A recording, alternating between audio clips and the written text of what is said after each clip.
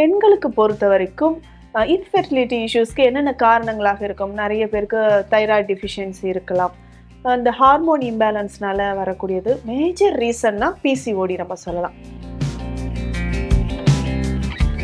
Shatavari only பெண்கள் மட்டும்தானா? நிறைய பேருக்கு இந்த டவுட் வரும். ஐயோ, இப்போ ஆண்கள் சாப்பிட்டா வேற ஏதாவது பிரச்சனை வந்துருமா, இது சாப்பிடவே கூடாதான்னு நினைப்பாங்க. நிறைய விஷயங்களை நம்ம மறந்துட்டோம். உணவு முறையை பொறுத்த வரைக்கும் நம்ம ரசம் வைக்கிறதுல இருந்து தாளிக்கிறதுல இருந்து நம்ம சமைக்கக்கூடிய உணவுகள்ல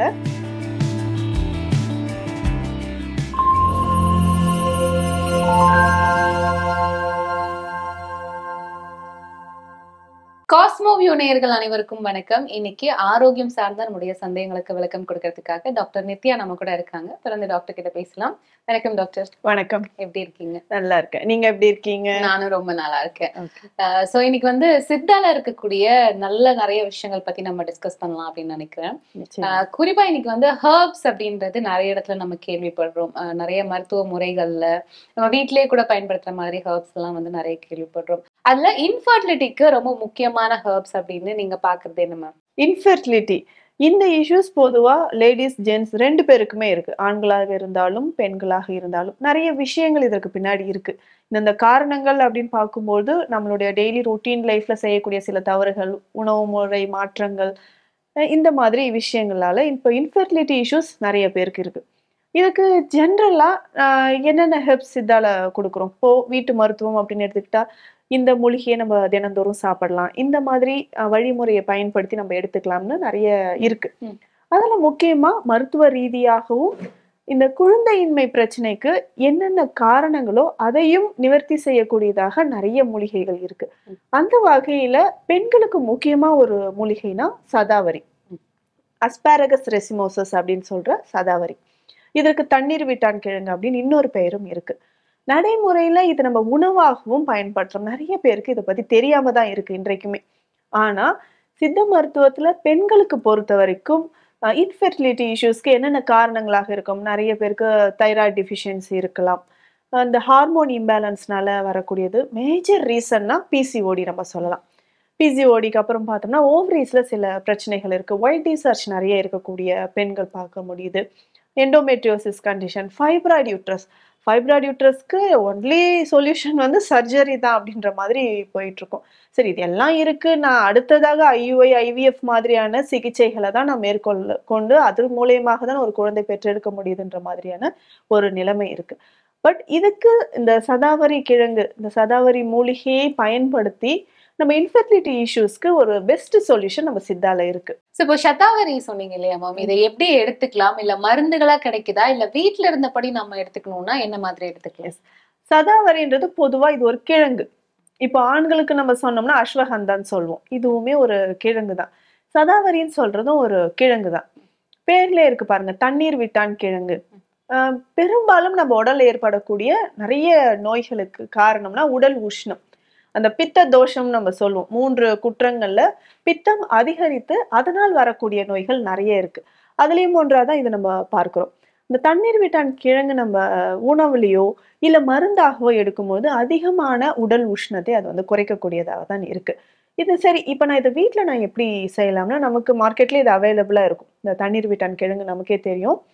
இதை வாங்கிட்டு நம்ம சூப் மாதிரி குடிக்கலாம். சின்ன சின்ன பீசஸா கட் பண்ணிட்டு சின்ன வெங்காயம், மிளகு, சீரகம், பூண்டெல்லாம் போட்டு ரொம்ப டேஸ்டியான ஒரு ரெசிபியா இருக்கும். இதை நம்ம எடுத்துட்டு வரலாம். குழந்தைகள்ல இருந்து பெரியவர்கள். நாட் ஒன்லி இது நம்ம இன்ஃபெர்டிலிட்டிக்கு மட்டும் இல்லை, நிறைய பேருக்கு ஆர்த்ரைட்டிஸ் இருக்கும். பெண்களுக்கு பார்த்தோம்னா அதிகமான ஷோல்டர் பெயின் இருக்கு, மசில் கிராம்ஸ் இருக்கு. இந்த மாதிரி ஃபைப்ரோமையால்ஜியான்ற கண்டிஷன் அதிகமா பெண்களுக்கு நம்ம பார்க்க முடியுது. ரொம்ப நேரம் நின்றுட்டு இருக்கேன், எனக்கு ஹீல் பெயின் இருக்கு, knee joint pain. So weight loss பண்ணனாலும் இந்த சதாவரியை சூப் மாதிரி நம்ம பயன்படுத்தலாம். பீரியட்ஸ் கிராம்புக்கு கூட சதாவரி நல்லா கேட்கும். பீரியட்ஸ் கிராம்ப்ஸ்க்கு பார்த்தோம்னா அதிகமா இந்த காஃப் மசில்ஸ்ல கிராம்ப்ஸ் இருக்கும். வாமிட்டிங் சென்சேஷன் நிறைய பேருக்கு இருக்கும். மூட் ஸ்விங் பார்க்க முடியுது, தலைவலி இருக்கு.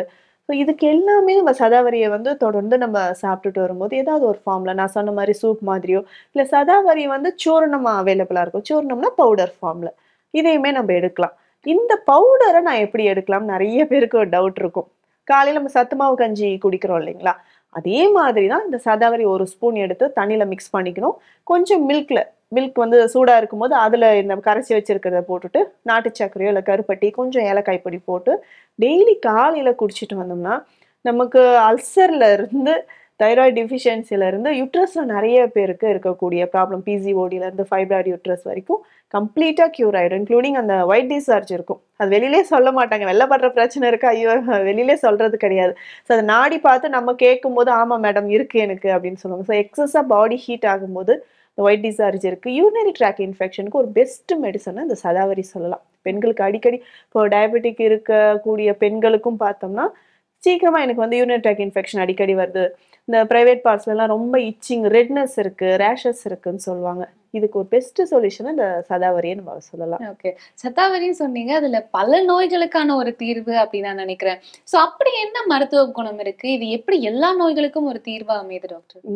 மருத்துவ குணம்னு சொல்லும்போது ஜென்ரலா இது வந்து ஒரு பெஸ்ட் நர்வின் டானிக் சொல்லலாம். நரம்பு உரமாக்கி அதுக்கப்புறம் டெமுல்சன்ட் அப்படின்னு சொல்லலாம். டெமுல்சன்ட்னா உள் அழலாற்றி நம்ம உடலுக்கு உள்ள இருக்கக்கூடிய புண்களை ஆற்றக்கூடிய சக்தி சதாவரிக்கு இருக்கு. சதாவரினால பேர்லயே இருக்கு பாருங்க, சதம் 100 வகையான நோய்களையும் போக்கக்கூடியது. அந்த அளவுக்கு சக்தி வாய்ந்த ஒரு மூலிகைன்னு சொல்லலாம். இது அந்த காலத்துல இருந்தே சித்தர்கள் வந்து நிறைய மருந்துகளை இதை நம்ம சேர்க்கறத நம்ம பார்த்திருக்கோம்.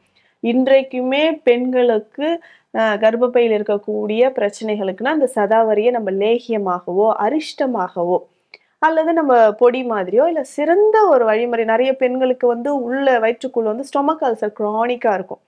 அதோட சேர்ந்து இன்ஃபெர்டிலிட்டி இஷ்யூஸ் இருக்கு, பேக் பெயின், மசில் கிராம்ஸுக்கெல்லாம் நம்ம என்ன பண்றோம்னா சதாவரியை நெய் வடிவில் நம்ம கொடுக்குறோம். ஸோ நெய்யோடு சேர்த்து நம்ம கொடுக்குறோம். இதுவே ஏஜ்டு பர்சன்ஸ் வயதானவர்களுக்கு வரக்கூடிய இந்த ஜாயிண்ட் பெயினுக்கும் இதை நம்ம யூஸ் பண்ணிக்கலாம். ஓகே, சோ ஓவரால் நீங்க சொன்ன மாதிரி பல நோய்களுக்கான ஒரு தீர்வு சதாவரி அப்படின்னு சொல்லலாம்ல. சோ இன்ஃபர்டிலிட்டிக்கு எந்த அளவுக்கு ஹெல்ப் பண்ணுது அண்ட் ஃபீமேலுக்கு எந்த அளவுக்கு இது ஹெல்ப்ஃபுல்லா இருக்கு அப்படின்னு நீங்க சொன்னீங்க. அண்ட் அது மட்டும் இல்லாம சூரணமா கிடைக்குது அண்ட் அரிஷ்டமா கிடைக்குது, டேப்லெட்ஸா இருக்குன்னு சொன்னீங்க. இப்ப இன்ஃபர்டிலிட்டியை பொறுத்த வரைக்கும் இப்போ பெண்களுக்கு தான் இன்ஃபர்டிலிட்டி அப்படின்னா முதல்ல வந்து டெஸ்ட் எடுக்கணும், என்ன ப்ராப்ளம் பார்க்கணும் அப்படின்லாம் சொல்லுவாங்க. சோ ஆண்களுக்கும் இதுல பங்கு இருக்கு. சோ ஆண்களுக்கு இன்ஃபர்டிலிட்டிக்கான ஹர்ப்னா என்ன இருக்கு டாக்டர்? இப்போ இந்த சதாவரி ஒன்லி பெண்கள் மட்டும்தானா? நிறைய பேருக்கு இந்த டவுட் வரும். ஐயோ, இப்போ ஆண்கள் சாப்பிட்டா வேற ஏதாவது பிரச்சனை வந்துருமா, இது சாப்பிடவே கூடாதான்னு நினைப்பாங்க. அப்படி கிடையாது. சில பிரச்சனைகளுக்கு நமக்கு ஹெல்த் ரிலேட்டடா பார்க்கும்போது சதாவரியை ஆண்களும் எடுத்துக்கலாம். அதே மாதிரி பெஸ்ட் ஒரு ஹெர்ப் அப்படின்னா பரவலா எல்லாருக்குமே தெரிஞ்சது ஆண்களை பொறுத்த வரைக்கும் அஸ்வகந்தா அப்படின்னு சொல்லக்கூடிய அமுக்ரா கிழங்கு. இதுவுமே ஒரு கிழங்கு வகையை சேர்ந்ததுதான். நம்ம சித்த மருத்துவத்துல பார்த்தோம்னா எல்லாமே வந்து வலது இடது இடகலை பிங்களை எல்லாமே ஆண் பெண் அதை பேஸ் பண்ணி தான் 2 வச்சிருப்பாங்க. அந்த மாதிரி ஆண்களுக்கு அப்படின்னா அஸ்வகந்தாவும் பெண்களுக்கு சதாவரி கிழங்கும் சிறந்தது அப்படின்னு பொதுவான ஒரு மருந்தாக வகுத்து வச்சிருக்காங்க. அதே மாதிரி இப்போ ஆண்களுக்கு வரக்கூடிய ஸ்பெர்ம் கவுண்ட் குறைவா இருக்கு, ஒலிகோஸ்பெர்மியா இல்ல ஏசோஸ்பெர்மியா மாதிரியான கண்டிஷன். சிலருக்கு ஸ்பெர்மோட மார்பாலஜில நிறைய பிரச்சனை இருக்கும். ஸோ இந்த மாதிரி கண்டிஷனுக்கும் ஒரு சிலருக்கு ஹைட்ரோசில் கம்ப்ளைண்ட் இருக்கு, டெஸ்டிஸ்ல இருக்கக்கூடிய நிறைய பிரச்சனைகளுக்கு பேசிக்கா நம்ம ஒரு சஞ்சீவி மருந்தா இந்த அஸ்வகந்தாவை எடுத்துக்கலாம். ஓகே, சோ அஸ்வகந்தா ஆண்கள் எடுத்துக்கலாம்னு சொன்னீங்க.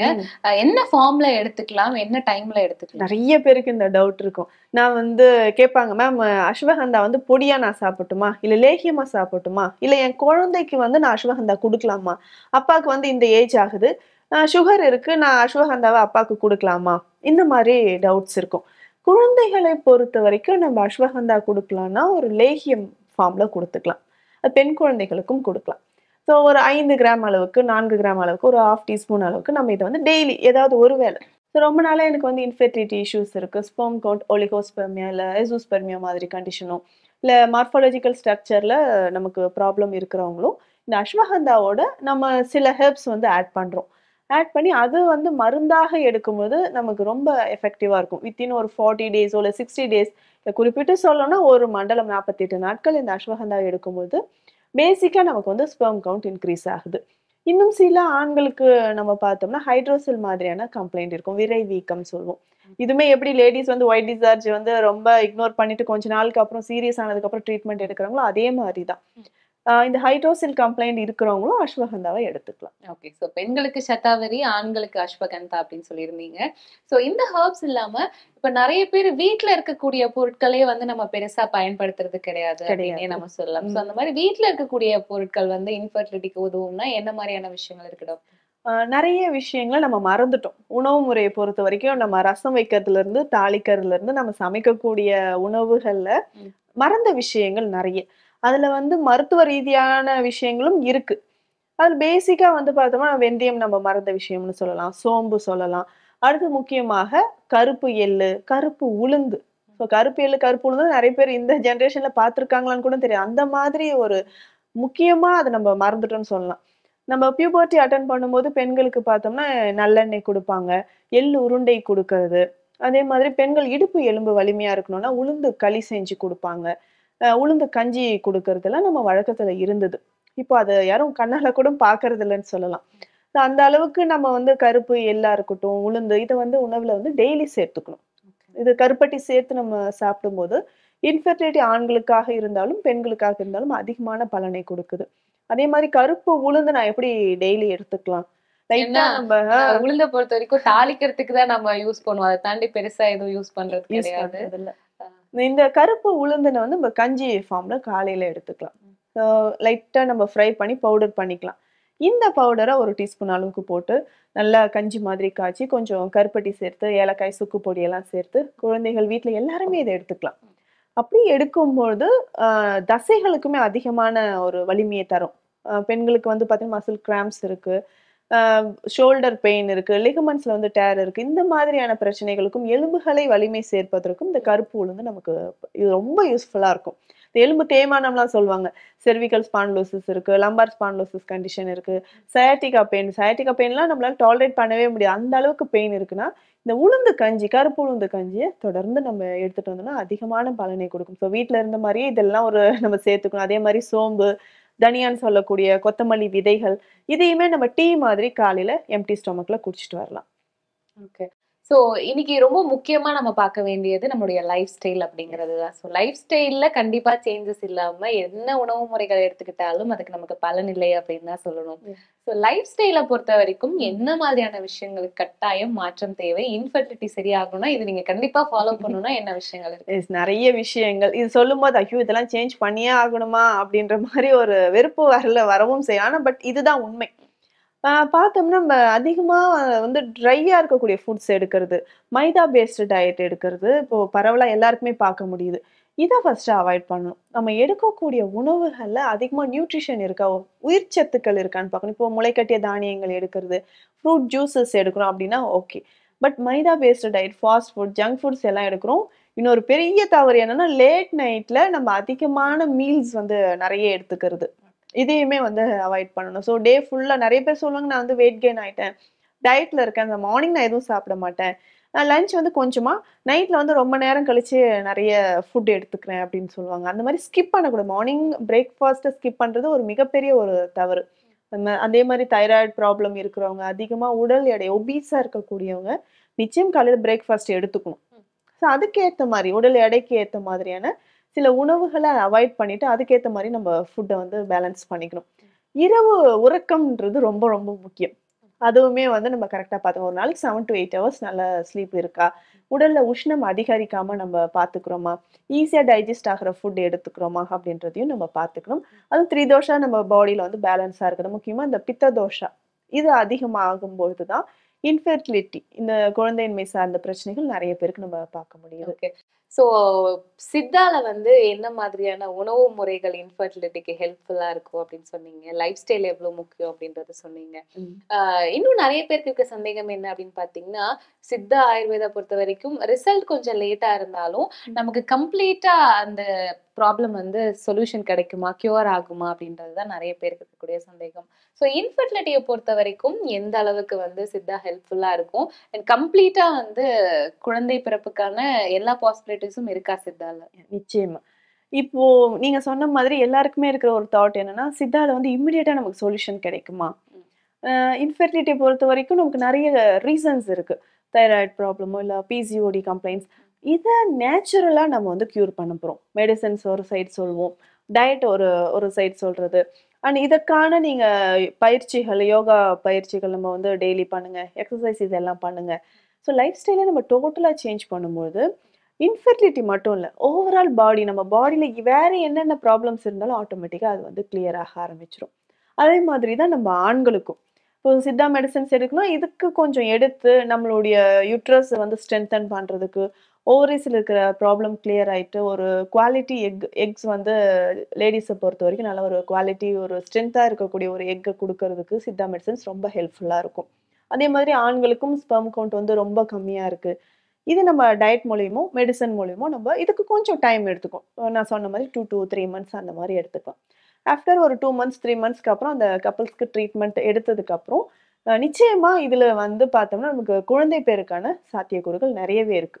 ஸோ என்ன ப்ராப்ளமோ அதுக்கேற்ற மாதிரியான சிகிச்சை முறைகள், உணவு முறைகள் ரொம்ப முக்கியம். கொஞ்சம் பொறுமை. பொறுமைன்றது ஒரு 3 மாதமோ, 4 மாதமோ நம்ம இந்த மெடிசின்ஸ ஃபாலோ பண்ணும்போது, நேச்சுரலாவே நம்ம வந்து எந்த விதமான பக்க விளைவுகள் இல்லாம நம்ம குழந்தை பேறு அடையலாம். நிச்சயமா.